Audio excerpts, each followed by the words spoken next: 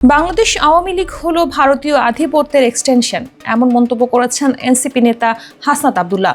আওয়ামী লীগ নিষিদ্ধে শাহবাগে ডাকা সমাবেশে তিনি এমন কথা বলেন।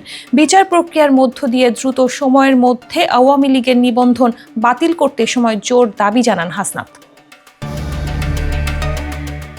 হাসনাত বলেন, দ্রুত সময়ের মধ্যে আওয়ামী লীগের নিবন্ধন বাতিল করতে হবে এবং তা বিচার প্রক্রিয়ার মধ্য দিয়ে নিষিদ্ধ করতে হবে।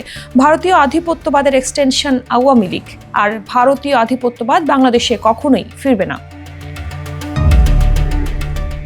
গণ অভ্যুত্থানে পালিয়ে যাওয়াদের নির্বাচনে অংশগ্রহণের নজির নেই দাবি করে এনসিপির এই সংগঠক বলেন, পরবর্তী বাংলাদেশ হবে উইদাউট আওয়ামী লীগ।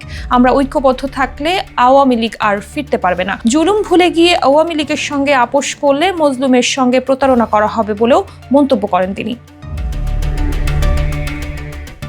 নির্বাচনে ইনক্লুসিভিটি প্রসঙ্গে হাসনাত বলেন, 2014, 18 ও 24 নির্বাচনে ইনক্লুসিভিটি কোথায় ছিল? আওয়ামী লীগের প্রসঙ্গে কোনো ইনক্লুসিভিটি হতে পারে না।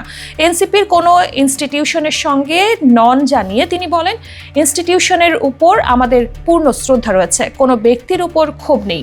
আর্মির এগেইনস্টে জনগণের দাঁড় করানোর ষড়যন্ত্রের বিরুদ্ধে এনসিপির অবস্থান বলেও জানান হাসনাত আব্দুল্লাহ।